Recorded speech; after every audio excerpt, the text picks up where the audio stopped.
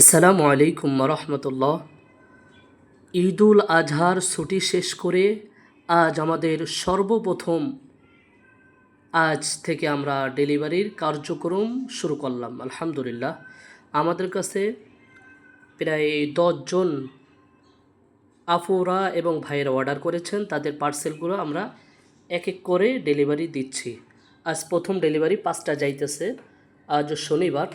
দেখেন, এখানে অধিকাংশ মাল ঢাকায় যাবে, যশোর যাবে, আর কুষ্টিয়া যাবে, আর বাকি 3টাই যাবে ঢাকার মধ্যে।